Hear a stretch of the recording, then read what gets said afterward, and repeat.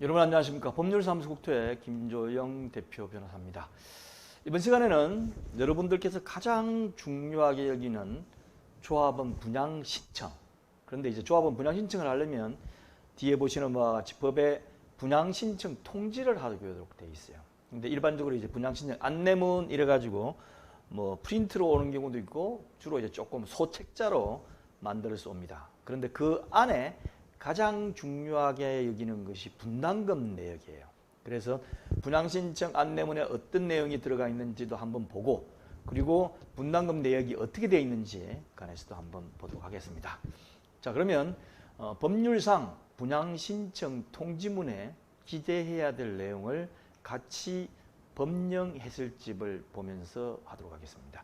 저도 다 기억 못합니다. 법령 해설집을 항상 저도 보기 때문에 여러분들께서도 꼭 정비사업 법령 해설집을 구입하셔가지고 보시기를 권해드립니다. 홈페이지 들어오면 교재 구입란에 들어가 있으니까 보시고요. 자, 도시 및 주거환경 정비법 72조에 보면 이렇게 조문이 있어요. 제가 이렇게 글씨가 작게 나오지만 두 개를 쓴 것은 밑에 끝까지 잘리지 않도록 한 겁니다. 그래서 제가 핸드폰으로 보시는 분들을 위해서 확대를 해드리겠습니다. 자, 이제 보이시죠? 도시 및 주거환경 정비법 72조에 보면 분양 공고 및 분양 신청.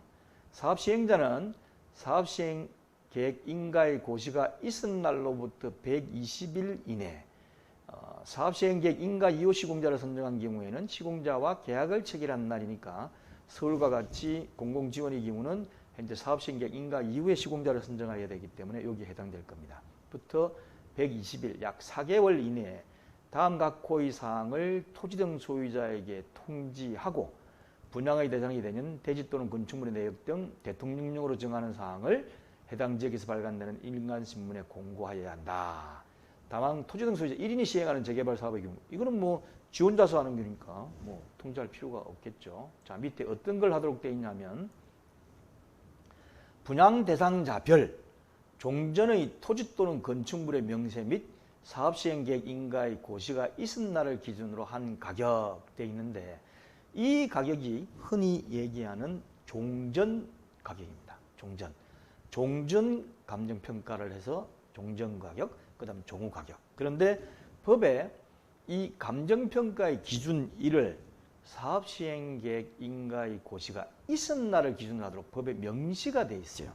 그래서 사업시행 인가가 한번 있은 날로부터 바로 하는 경우는 간격이 얼마 안 돼서 관계없지만, 나중에 다시 변경인가를 받든지 재분양 신청을 받을 경우에는 기간이 벌어지지 않습니까?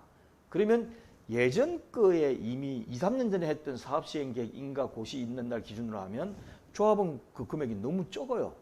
그러다 보니까 불만이 일어난 경우도 있습니다. 그러나 따로 강의를 드리겠지만 이거는 사업시행계획 인가의 고시가 있는 날을 기준으로 하도록 되어 있고, 그렇게도 문제가 없는 게 이 종전 자산평가를 하는 경우는 그 토지 등 소유자, 그러니까 조합원별로 비율을 정하기 위해서 불과하기 때문에 옛날 걸 하도록 되어 있습니다. 자, 그 다음에 이제 분양 대상자별 분담금의 추선액, 얼마 정도 내야 될 것 같다는 거. 그 다음에 분양 신청 기간, 그리고 또 뭐가 있냐면 그 밖에 대통령령으로 정하는 사항 되어 있는데, 그 밖에 대통령령으로 정하는 사항과 합쳐가지고 이 대통령령이 지금 두 개가 있어요. 위에도 대통령령, 밑에도 대통령령 이렇게 되어 있으니까 이 대통령령 위에 거를 보면 사업 시행 인가 내용, 정비사업 종류 명칭, 그 다음에 분양 신청 기간 및 장소, 그 다음에 분양 대상, 대지 및 건축물의 내역, 분양 신청 자격, 분양 신청 방법 뭐 이런 게 있는데, 대부분의 경우는 다 뭐 어떻습니까? 그냥 그거예요.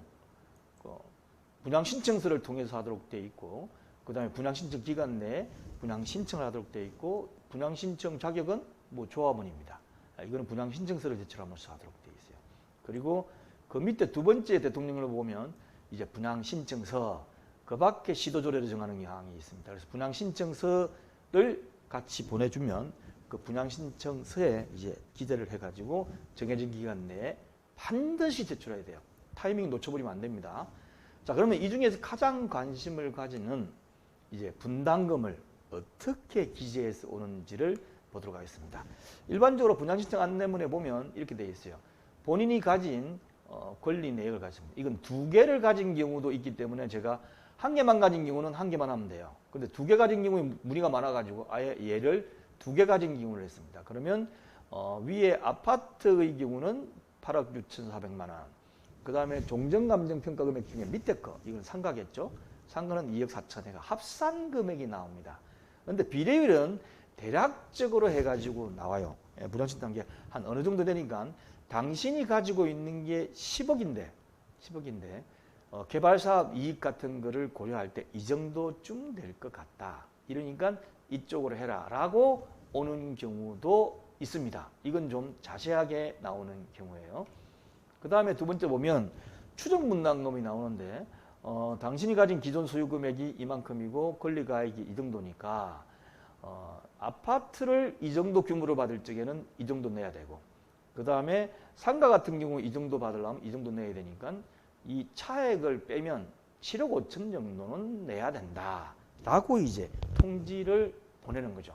그리고 개별적으로 보면 기존에 24평형을 가진 사람은 대충 이러이러하니까 분담금이 이렇게 날 것 같다. 왜 달라지냐면 이 면적에 따라 가지고 작은 것부터 큰 거 할 때마다 자꾸 늘어날 수밖에 없지 않습니까? 그러니까 이래 가지고 늘어나고, 그 다음에 29평형을 가진 사람은 기존 권리가액이 얼마니까 이러이러한 평형대별로 이렇게 된다, 이렇게 되어 있습니다.